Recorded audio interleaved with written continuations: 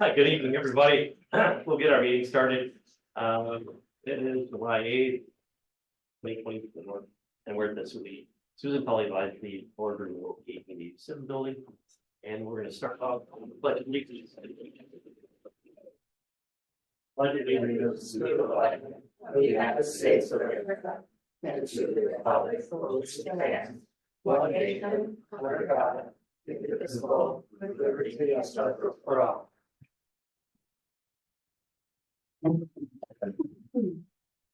Our meeting order, roll call, please. Mr. Andre. Here. Mr. Gayheart. Here. Mr. Gordon. Here. Mrs. Ingersoll. Here. Mrs. Costock. Here. Mrs. Reckless. Here. Mr. Scarrow. Here. Okay, meeting has been noticed properly. I've got several community participation cards. Anybody else? I had a chance to turn this in. Okay. All right, Eric Jones, he's going to talk to us about the operational report. Do I need to come up there again? Please. In case you don't know who I am Eric Jones. I live in the district, also own a business in town here. And I served on the advisory committee for the referendum that we did in 2023-24.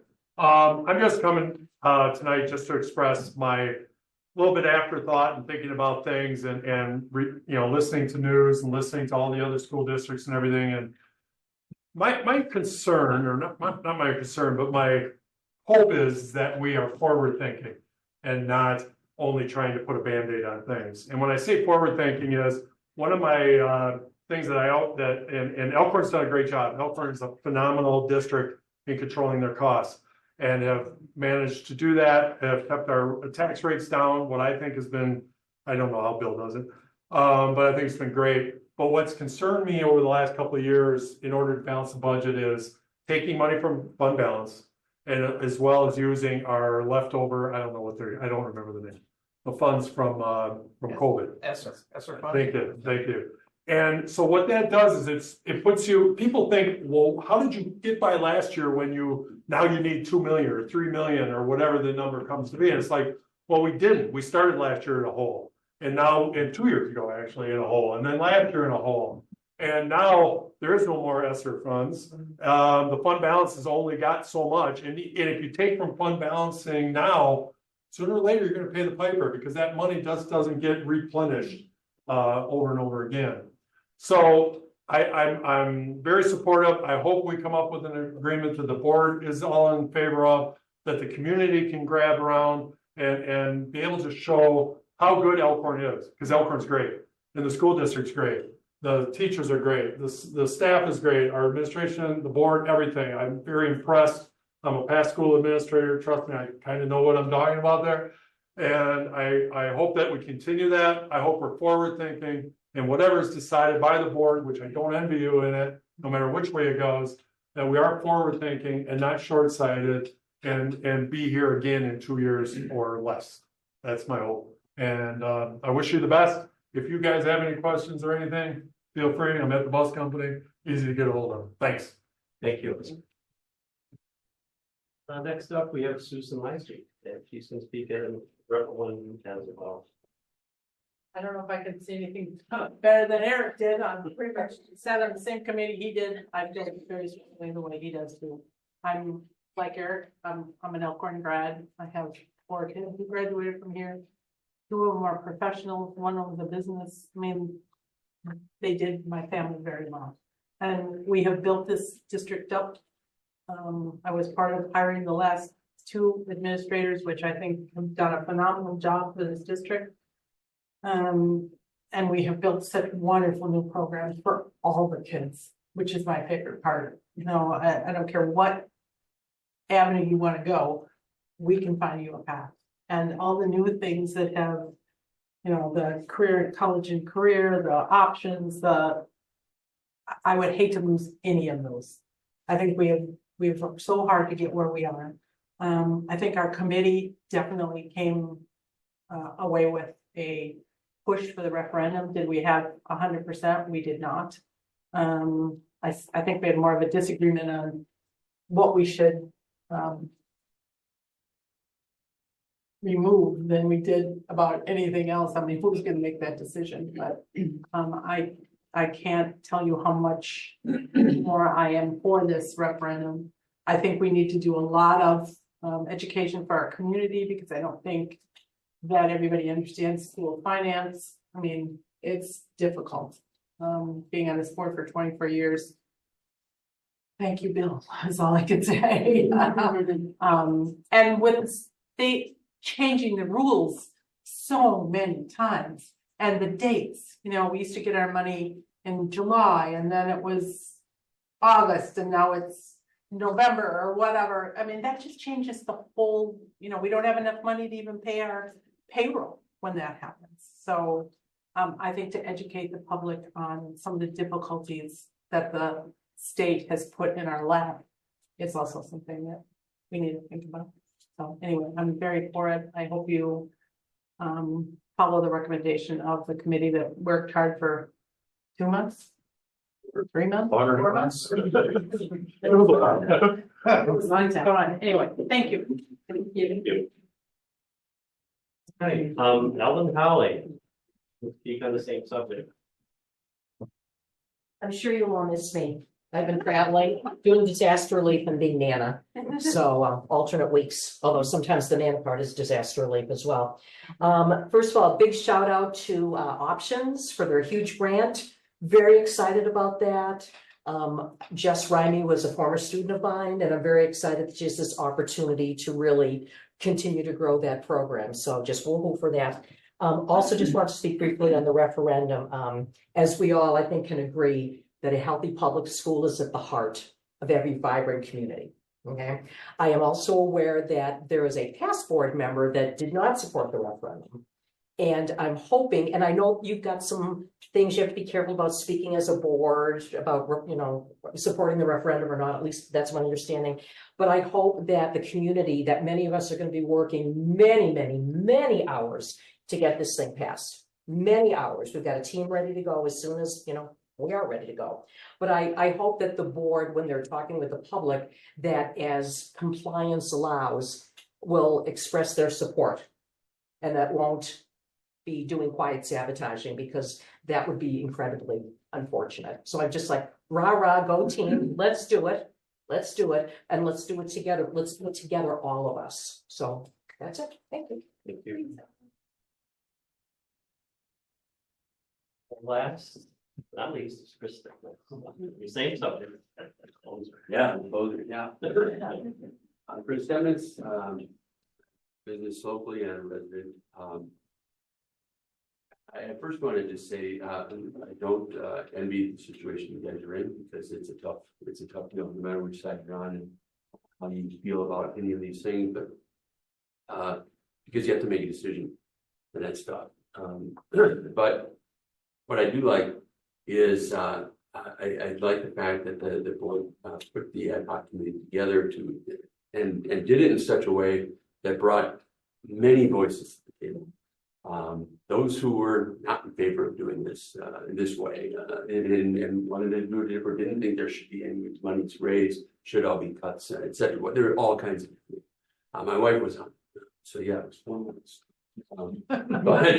But she reminded me of that. But I think that's going to be super valuable for the board as you go forward and how you make the decision, because those voices were heard and they crafted this their recommendation on which direction to go, and again, not 100%, but it was well represented at least. And, but I hope that the board continues to support that committee and the work that they've done by taking that recommendation moving forward. And to this point, there's a lot of people ready to roll as soon as we're ready to go with it. So I thank you all for your time. Thanks, Chris. Yeah. Yep. All right, we'll move on to scheduled minutes. Regular full session, school board meeting, June 24th. I passed on closed sessions, because it's a secret. I had a question on the donation from for the middle school pavilions. And I thought, there were $2 amounts. And I think the overall was the $100,000 that was listed in the minutes. But did we acknowledge a different portion of that at another time? Not as part of a donation, but I think it was part of a presentation. There, and that's what I was Yes. remembering, so I Correct. couldn't find it. I just, I couldn't find it in my notes, so I didn't know if we were just acknowledging the right dollar amount. And it was an unbelievable gift, so I am, not knocking it that way at all, so. I think the dollar amount was actually increased slightly from the Was. original proposal. Mhm. It was raised to $75,000. Yeah. So you're right, the actual gift ended up being higher because I think the costing out of the plans changed. Scope of it. Right, but I think that the amount that we actually received in most recently was less than that dollar amount, and that's where the disconnect was coming from. Correct, the check donation was $97,000 because they made a $3,000 payment directly to the engineer for the. Okay, Yeah. that's what it was, okay. Okay. Very good, I knew there was something in a disconnect, so, all right, cool. That was my only question. Any other questions on the regular school board meeting or the closed session?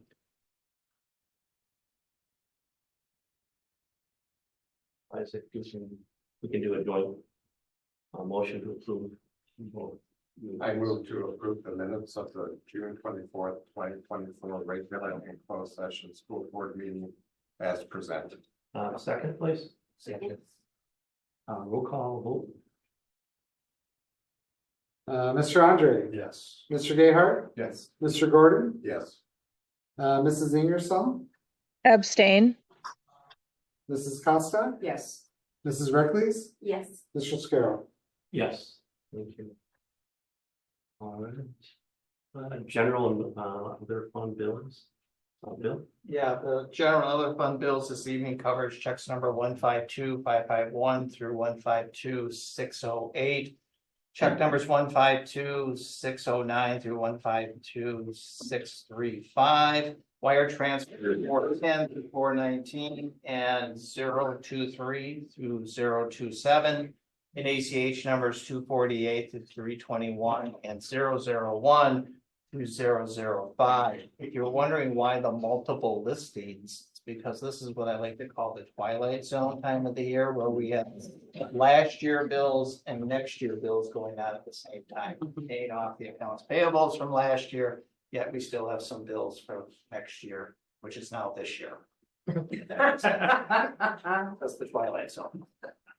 So, and then there's a memo providing some additional information on the bill. The amount is $715,653.82. Can we finish our conversation about the sinkhole? Sure. Yes, there's I an had no idea invoice, that was even there. invoice to repair a sinkhole which occurred in front of the high school. There's a catch basin in the area where the sidewalk and actually on the other side of the sinkhole is where now the memorial is for Joe Kirkpatrick. So the sinkhole was created years ago, probably when the high school was built, and there was a storm sewer coming out that either broke or wasn't quite connected, and the water kept rushing through and carried a number of debris with it. So over time, that debris went through the pipe and created what's called a sinkhole. That makes sense? Yep. So, yep. And we're good to go moving forward. Correct. Okay. Potential. Totally fine. Hopefully the school doesn't disappear into a sinkhole. The front wheel and the truck were in it. That's for damn worms. There was one in Illinois, just swallowed like the whole field. Yeah, I saw the soccer field. It's soccer field, yes.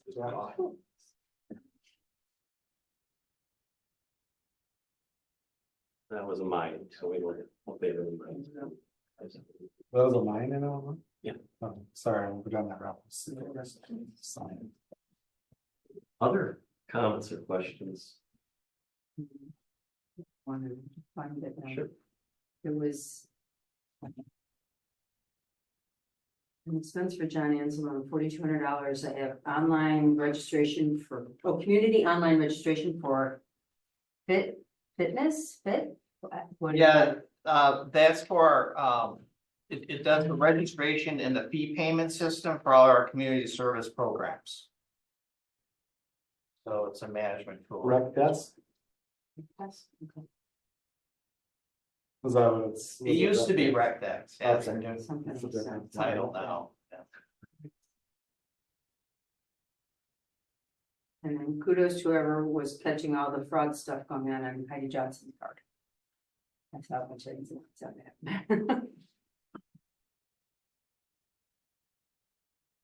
The questions? Otherwise, need a motion to approve the bills as submitted.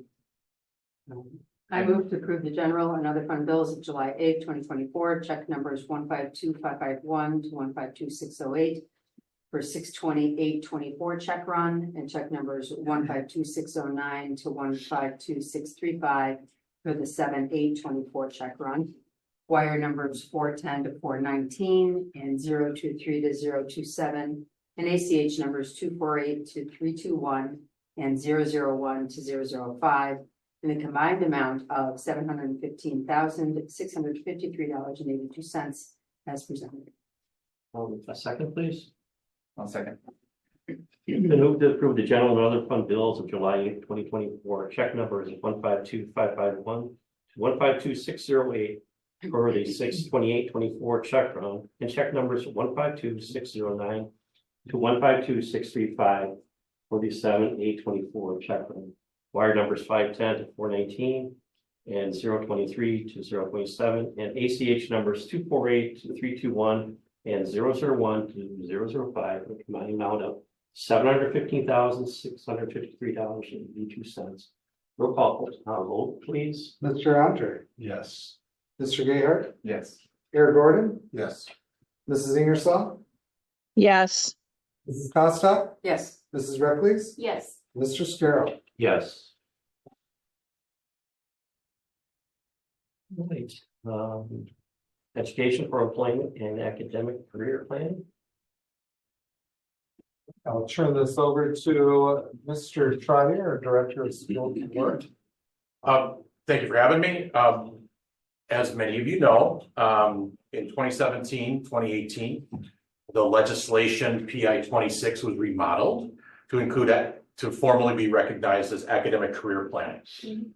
One of the products of that legislation was the requirement that school boards approve a career plan known as Education for Employment. This is then approved, posted on a website, and shared with all families to inform them of our district's plan. Recently, Department of Public Instruction did an audit of websites and found that less than 25% of school districts are following through. As a result, they then made a commitment to complete what they called some asset mapping of each district. For us, this was easy because we've continued to bring this in front of the school board for approval. On the left is all the language from the legislation, and we move across process owners, our current state and future actions. Obviously, this doesn't encompass everything that we may do at the end of the year, simply because things come up, new opportunities come up. But this is collaboratively created with myself and 3 other directors, Amy G, Sarah Bosch, and Emily Lynn. And this is the final product that we have to present for you. Other questions? I would just congratulate Chris, the directors, the school counselors, and those offices, as they've been a leader in the academic and career planning for, it's been a decade. Yeah. Since they were original participants in the original pilot group of, I believe, 5 in the state where the plan was put up with the so kudos to you, the team, for continued ongoing work, and I think it bears we see the evidence of that and the fruits that it bears with our students and the opportunities that they have out in the community. And this isn't just a document, it's on a website, it serves as a tool for continuous improvement to ensure that we are reflecting, revising, and planning. Questions? Questions or comments? Otherwise, we'll entertain motion to approve. Thanks for keeping up with it too. You're welcome. It's a team effort. District effort, actually. I move to approve the education for employment academic career planning plan as presented. Second, please. Second, Roll call vote. Mr. Andre, yes. Mr. Gayheart, Yes. Mr. Gordon, Eric Gordon, Yes. Mrs. Ingersoll, Yes. Mrs. Costock had to step out, she's excused, Mrs. Reckles, Yes. Mr. Scarrow. Yes. Right, next item 9 here, approval by the board of their annual declaration and current notice of the district student academic standards. That will be in fact for the 2024-2025 school year. Right. Each year, these were reviewed at the last curriculum council meeting as part of that new process and brought forward to the board. Each year, the board has an opportunity to review and approve and or revise the academic standards. The significant change was related to in the reading with Act 20 and the work that's getting done in that area. Otherwise, there were no significant changes to the academic standards other than last year when we had this approval, some changes were requested to the health standards, which we made those changes subsequently. So otherwise, these are the academic standards that we follow. I would point out that one area, it's a little unique to us, not necessarily that unique, but one area where we do deviate from the state is we follow the next generation science standards rather than the Wisconsin state academic standards, in large part because the next generation science standards were developed and created prior to the update of the Wisconsin standards. And then for whatever reason, Wisconsin decided to go on and adopt those, but we felt that those are still relevant. It might make us a little unique from some of the other districts in the state that we do adopt and follow that national set. But it's an area that we thrive and are recognized again this year as a district of distinction for Project Lead the Way for our science program. Any questions related to the standards? Are there state standards for health? Yes, there are. And those are, once you deviate slightly from the state standards, which ours is a very minor deviation, some of the language related to that, they become your own standards. Okay. So that's why we call them the Elkhorn Area School District Health Standards. They're very similar to the state standards with a couple of tweaks and modifications. Which Wisconsin's a unique state as well in that local school boards have the right to adopt whatever standards you need. I know several years ago there was a lot of debate around disgruntlement or bad perception related to Common Core standards, which were only in math and ELA. And the Common Core standards were to create a national set of standards that schools could target to be competitive globally. But a lot of the pushback was more so from people who wanted, more state level and not national involvement in those standards.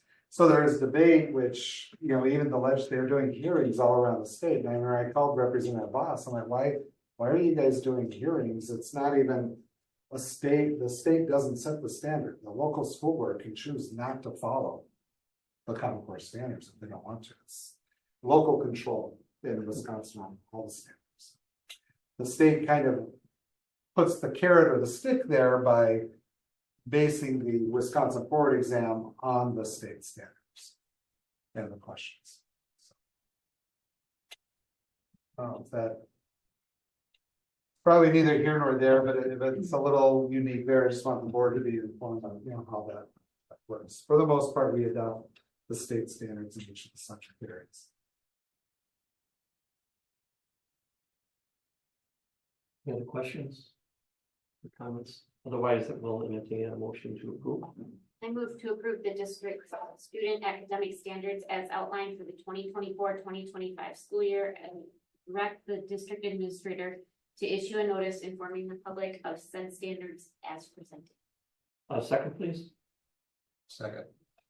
Roll call vote. Mr. Andre, Yes. Mr. Gayheart, Yes. Mayor Gordon, Yes. Mrs. Ingersoll, Yes. Mrs. Costock, Yes. Mrs. Reckles, Yes. Mr. Scarrow. Yes. All right. Draft operational referendum question. Turn this over to Mr. Truant to introduce, as he worked with Corals and Brady. Based on the recommendations that came through from the ad hoc advisory committee, we reached out to Corals and Brady, who's our bond counsel, who assists us on a number of legal items relating to debt issuance and such things as operational referendums, and asked them just to put together a sample referendum question for the school board to consider. Now, this is not an action item this evening, but is structured in such a way that it does represent an amount over a 4-year period increase each year that would be structured as a reoccurring referendum for operational needs. The wording on what the money will be used for is basically the same wording that we had back in April of 23's referendum question. So it would be for expenses related to maintaining instructional programs and class sizes, staffing, ongoing safety, and facility maintenance. The actual dollar increase would be effective for the 24-25 school year, which would represent $1.8 million or $1.7 million the first year, another 1.7 by the second year, and then a 1.8 and a 1.8 for a total over a 4-year phase in of $7 million within the revenue cap calculation formula.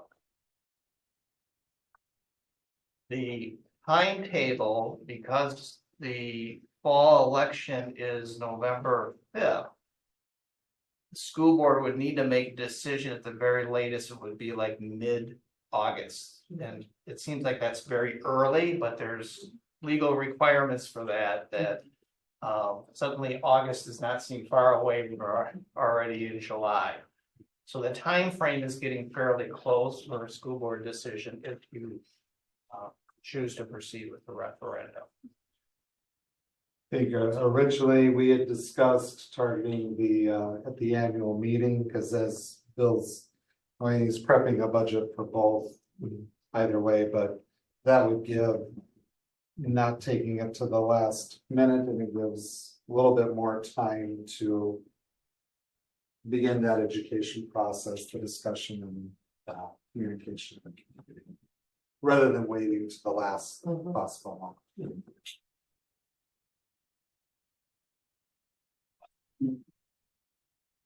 Comments? So we would vote yes or no, basically, and then tweak the language? Is that, or are we voting? I would look at this like a first reading, Okay, and then at the next board meeting, being that second reading and official okay, vote to, and what you're voting on is you're voting to go to referendum. right. To put it out there for the public to vote yes or no on. There would actually be 2 resolution questions for the board to consider. One is calling for a referendum, and then the second one would be the exact question that the public would have an opportunity to answer that. Got it. Okay, that makes sense. And the titles of the resolutions are pretty much set at that point. So what becomes difficult for school boards is to make adjustments to the language after it's been posted a certain way. Does that make sense? Yes. So having the discussion ahead of time is really a good idea. it tends to make bond counsel nervous when they start changing it. And I learned that I just get frustrated when I try to insert how I think it should be given with bond council, so I just Stay out. stay out of it now and let Bill work with them on it, because they're very technical on that. The area where you would have a little bit of flexibility is that The bottom. what and what is it for? Yeah. Yeah, and that's how I look at it. I look at, you know, and I'm gonna call it in a non-politically correct way, but educated voters versus non-educated voters. If you're an educated voter, you understand this. If you're a non-educated voter, you're gonna look at this and be confused and see a lot of dollars and cents and millions of dollars. Yada, yada. My only question would be, can you simplify this to say something that isn't gonna scare a uneducated voter? That's what we tried to do last time, to make it $1 but then I feel that kind of backfired because it was, well, we don't really need 7 million in the first year, Right. but trust us, we'll just spend what we Yeah. go up, because that was the same point that a board member brought up, worried about that stepping in. But that was kind of where the ad hoc committee was very adamant that no, and this is still deficit spending. The ad hoc committee's recommendation was to spend down the fund balance. We've been in the black. I don't know how many years before myself, but all 11 years, up until this year, we don't have the final audit yet, but we've been in the black and grown the fund balance. So the ad hoc committee's recommendation was to spend that down until when that's enough to run a balanced budget. And of course, the other part of that was reductions within the budget going forward. And that's part of this. Yeah. And is that conveyed enough? You know, have we, I don't want to say advertised that enough? You know what I mean? Can it be- There has Can been. it some be built reduction. into this language? Yeah, and I'm only looking at the uneducated voter. You know, hey, listen, we did make cuts. We have done our due diligence. I think that's. Or is that I in- think that's our education. That's the piece. educational piece. Making it here. Right. The cuts are not part of. Right. We had it in the survey, the community Oh, yeah. connections, but that's part of that education process, because you can't elaborate on that in the question. Yeah, that's my concern, is people that aren't paying attention, that get in front of a ballot and say, I want to vote for the president, and then all of a sudden it's like, oh, what is this? Yeah. How do you inform them as much as you can in the question? Well, That's my own that's, yeah. I have a question about the phrase and thereafter. Second. Because it's reoccurring. It means it's gonna go on forever. It's changing the revenue limit, increasing the revenue limit by that dollar. And there's no indication that the state's gonna do anything about the funding choices they have made. So I mean, we could do non-recurring, but then every 4 or 5 years, we're back going to the same public, asking for money, and they're saying, why didn't you do the job the first time? And do it reoccurring. And I think that's part of the educational message we need to send to people, is that there is no indication whatsoever that the state's gonna change their mind. The legislature has made it clear, if you need more money, go ask constituents, and that's just what we're doing. Pretty sure that's a direct quote, actually. This dollar amount will not get us to the current revenue limit average for the state. And so when you move that 4 years down the road, we'll still be well below the projected state average for revenue limit 4 years from now. But it accounts for our current expenditures and the inflationary pieces that we built in over the next 4 years, minus the 2 million that we've committed to cut from the budget. So it is still, in order to get to that dollar amount, and that being all that we need, it is requiring a $2 million. Yeah. Either a $2 million cut and or growth in revenue.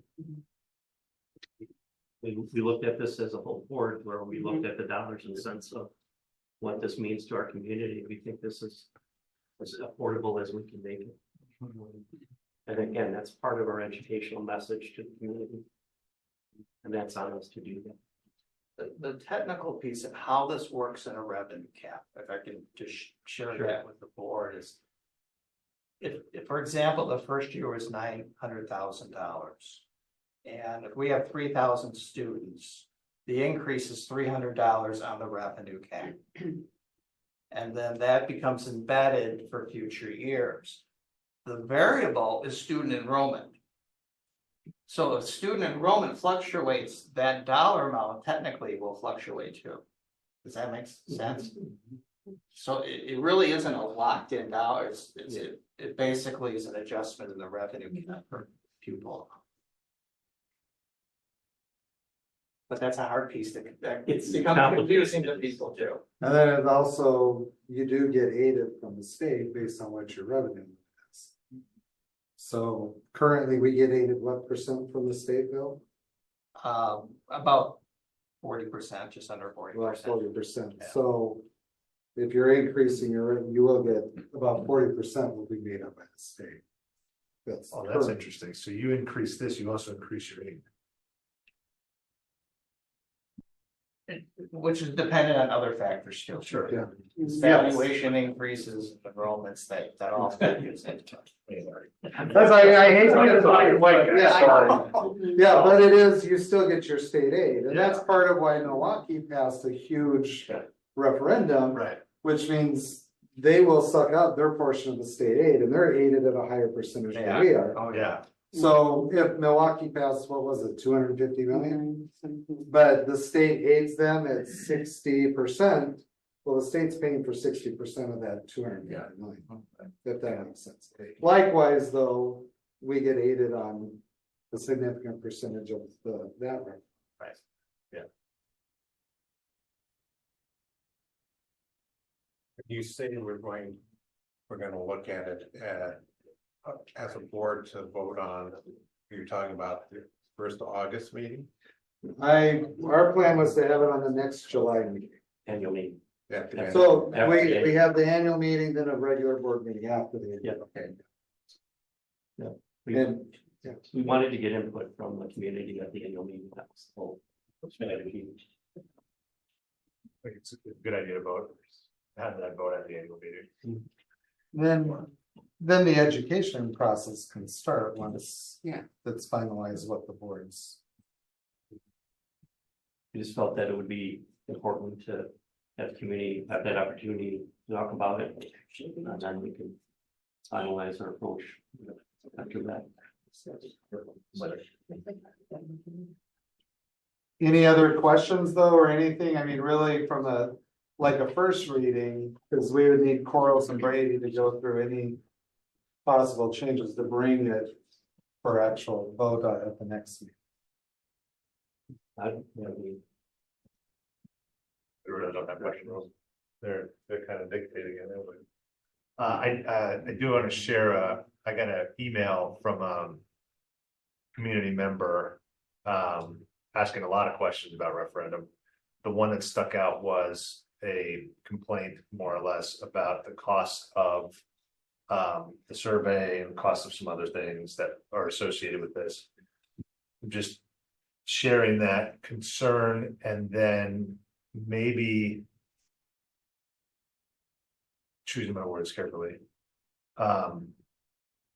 Do we want to set a budget for educational materials, or stay within that to say, listen, we are educating, but we're not going to go and spend $1 gazillion on surveys and on printings, or say we do this printing in-house, that survey, we save thousands of dollars by doing these mailings and printings in-house rather than outsourcing. Do we want to speak to that in some way? Because it was a concern. I think that's important, because most districts, I don't know what Burlington's cost was, it part depends on how many mailings you're sending out, but I know, what's the name, School Perceptions is what the vast majority of districts use. That's $15,000 to $20,000 for the type survey we did. I believe our survey costs, which really came out from, the printing and the mailing was was it around $3,500, Bill? 26, something like that. 26 something. So I mean, that is something we take a lot of pride in, that we do a lot of that in-house. We have talented individuals who can put that together and do that. And we're not paying some consulting group $60,000 to run a referendum for us. Right. Not to disparage any, not everybody has the resources we do, Right. right? I have a good friend who I know they had to spend substantial dollars because they didn't have that in-house.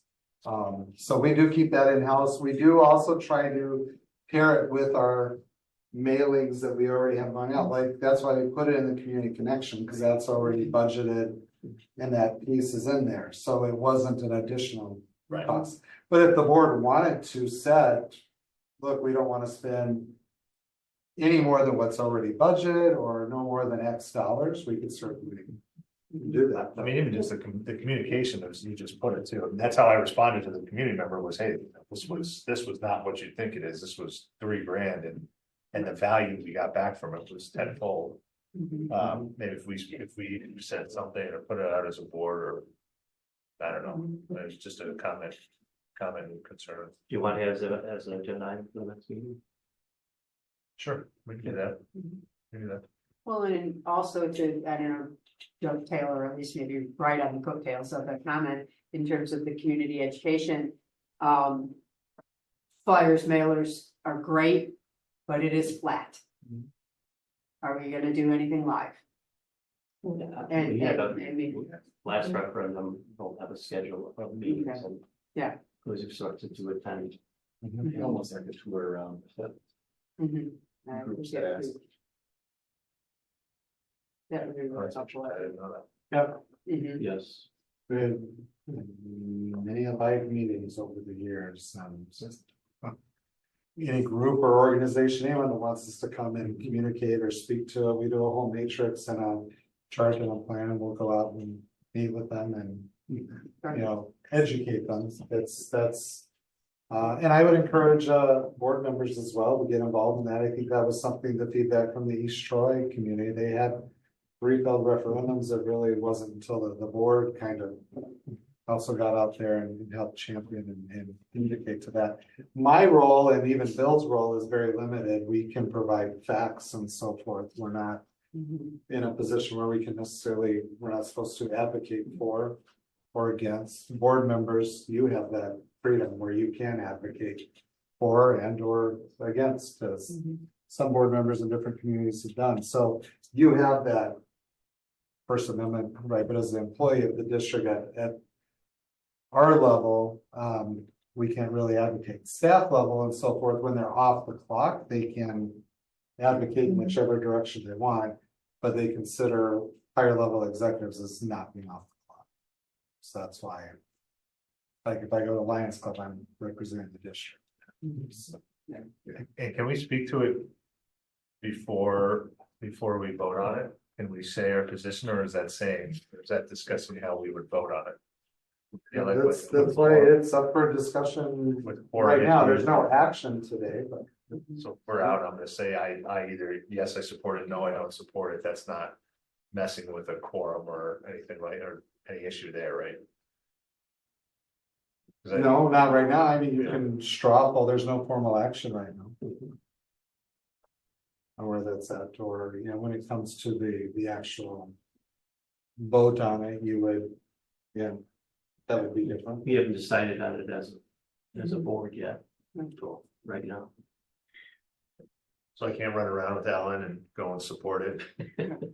Don't just support it. Moving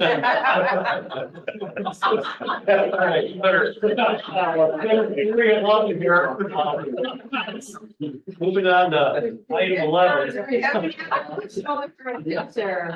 All right. There's something you're trying to say, Adam. I don't know. All right, recommendation for our district administrator on personnel. please. Yeah, I do want to bring up one more point on this, just now, because I know it is, we had community participation, which I really appreciate them giving feedback, and they recognize it can be hard as a board member on decisions like this, but in reality, the vote on whether to go to referendum or not is a vote to allow the community to have a voice and vote on. And I know several years ago, we had a board member who you would have never known, he was not in favor, and I'm sure in that booth that that board member voted no. But he felt strongly, I may feel this way, but the community deserves an opportunity to voice their opinion on the referendum. And so he voted to go to referendum for that purpose. So it's not that nobody knows how you're gonna vote in the voter booth unless you go and make that public. But really the question the board has before them at the next board meeting is, do we want to send this to the community to voice their opinion on how to handle the school finances? And support, that recommendation that the ad hoc committee made on that recommendation. So that's really what the vote comes down to. And I know that individual, when he got some criticism, well, why did you vote to go to referendum? He said, because I may have my opinion, but the community should have a right to vote on the voice theirs. And there will be people out there that they don't even want you to give the community that opportunity to voice their opinion. That happens. All right. Personnel. Short personnel sheet. We have quite a few openings that are out there, and I mean, yeah, I would encourage people to look at Weekend, look at the district website if you have people that you're aware, in particular math teachers. But we had a transfer of a middle school part-time custodian, and then a few resignations there. No questions, in the motion to approve?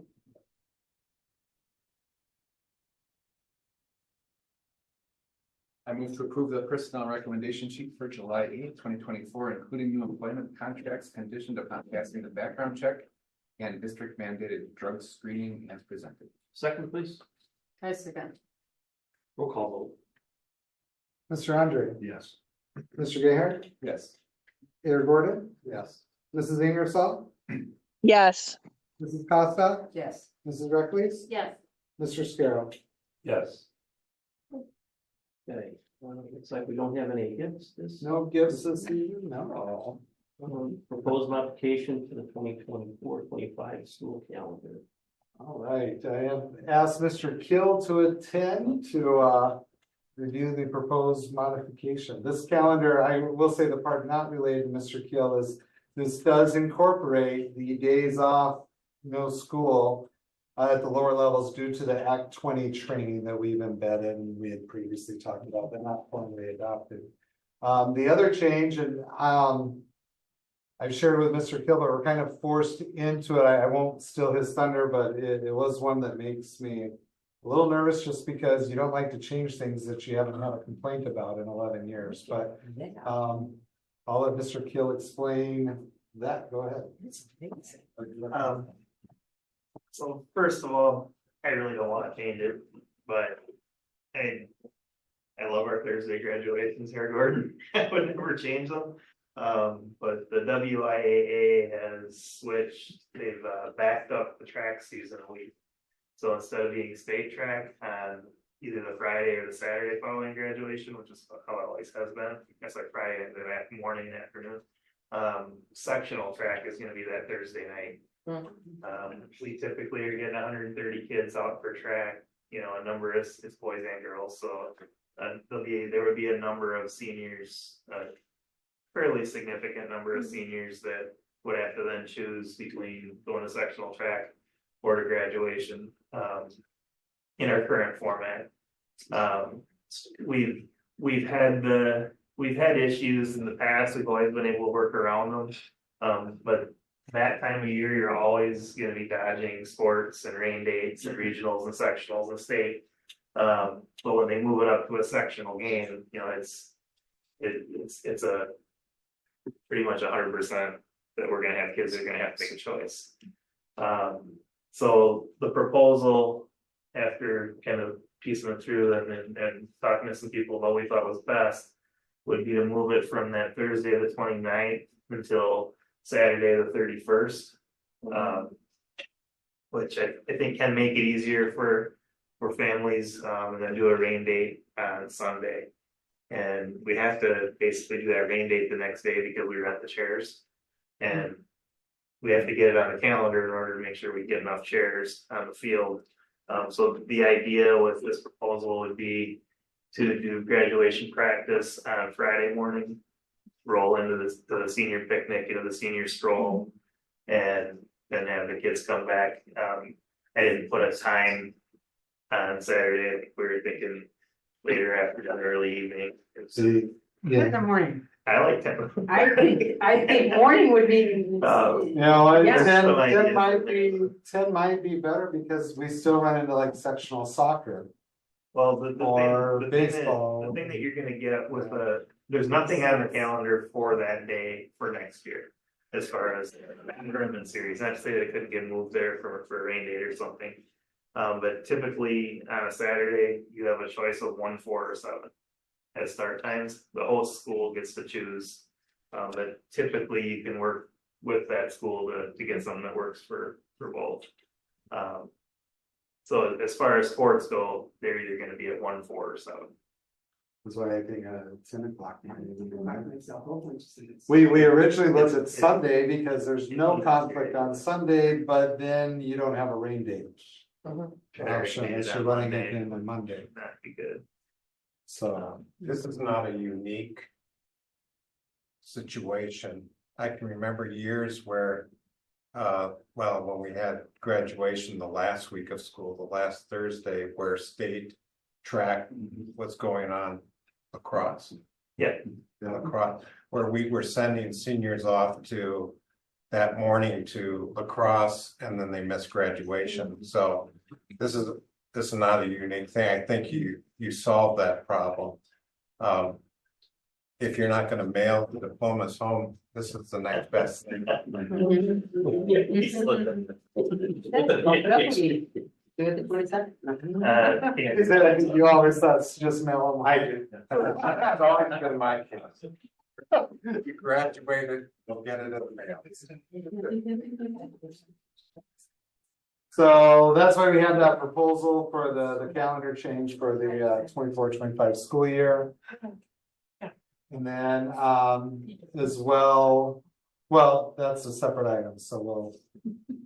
Just a quick question. So is this going to be a permanent change with the track season that it's all, so are we looking for this to be? I don't know what the WIA is gonna do, because they're always bound by what they can get for facilities and when they're gonna move things, so it's not abnormal for them to move stuff around. I think if we continue to do it on Thursday, we're always gonna be having something, whether it's track or softball or baseball or golf, there's always something. I mean, even this year, if we'd have won, we lost by 1, but if we'd have won the baseball game, we'd have had a conflict for 6 senior baseball players, so they'd have made it back, but it would have been really tight, it would have been real tough for them. And we couldn't work it out with Union Grove to run the game any earlier than, so.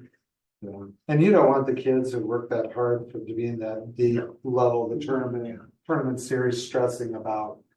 And it is, even with project graduation and track having to leave, I mean, a lot of times they would take off right after graduation and head up to lacrosse. And they missed out on that night, I think. And I haven't talked to anybody from project graduation, but I think they'll just say, sure, do it right after whatever we have for graduation, so we can still do it on Saturday, roll in on Sunday, and be ready to go on Monday for school. I think we'll get more staff involvement with project graduation, not having school the next day. That's very true. Especially when you're going directly from project graduation to teaching class. Yeah, it's a long day. It's a long day. They'll have graduation practice on Saturday. Well, we couldn't do it if we do it on Friday morning, because then we do a senior picnic, senior stroll, and they can still get all that done during the day. So I think we can make it work out well. It's the time, I really don't care what time it is on Saturday. It makes no difference to me. I know Jason had an idea of, possibly open up concession stand, doing like a cookout and things like that. Oh yeah, we gotta move it a little bit. 10 o'clock, we can do a brunch. It was to pay for the new audio system, because we need new audio. It's not on the agenda. Not on the agenda. It doesn't need more approval for that. That's keeping it on tap. You just put it on. We don't need more, we just need more approval for the calendar. There you go. Second that one. All right. Any other discussion? I think the proposal makes sense. Entertain a motion. I move to approve the revised 2024-2025 school calendar as presented. Second, please. Second, Roll call vote. Mr. Andre, yes. Mr. Gayheart, Yes. Mayor Gordon, Yes. Mrs. Ingersoll, Yes. Mrs. Costa, Yes. Mrs. Reckles, Yes. Mr. Scarrow. Yes. Proposed 2025-2026 school calendar. All right, this calendar was also already approved, so we are just indicating that semi-permanent change to graduation, so updating that too. There are some that we plan for. Okay. There's no comment. We entertain a motion to approve the 2025-2026 school calendar as presented. I move to approve the 2025-2026 school calendar as presented. Second, please. I'll second. Roll call vote. Mr. Andre, Yes. Mr. Gayheart, Yes. Mayor Gordon, Yes. Mrs. Ingersoll, Yes. Mrs. Costa, Yes. Mrs. Reckles, Yes. Mr. Scarrow. Yes. All right, announcements. Policy committee meeting on July 15th at 11:30. We've got the annual meeting on July 22nd. That will be in the high school auditorium. And we set up on the stage for the regular meeting that follows immediately after. And then I wanted to check to see if August 5th works for personnel committee meeting. The members of that committee are Kathy, Kevin, and Heather. 9 a.m. on that. Typically, we wouldn't go that early. What time? Oh, would that's work? noon. That's noon normally, isn't it? Yeah, but we can do it if we need to do a different time because No. of work schedules. No, I'm good. I need to put it on my calendar. That's all. Yeah, 11 or 12 works. Yes. Does that work? I think so. I We do will, like a lunch or something? yeah, I will confirm. I need a calendar in my face for work. And I just have that. All right, we'll tentatively schedule that for noon on August 5th. We need to change it. So I'll let you know tomorrow. Okay. All right. Great. Motion to adjourn. I move. Second, with a second. Roll call vote. Mr. Andre, Yes. Mr. Gayheart, Yes. Mayor Gordon, Yes. Mrs. Ingersoll, Yes. Mrs. Costock, Yes. Mrs. Reckles, Yes. Mrs. Scarrow, Mr. Scarrow. Yes. Thanks, everybody. Thank you very much.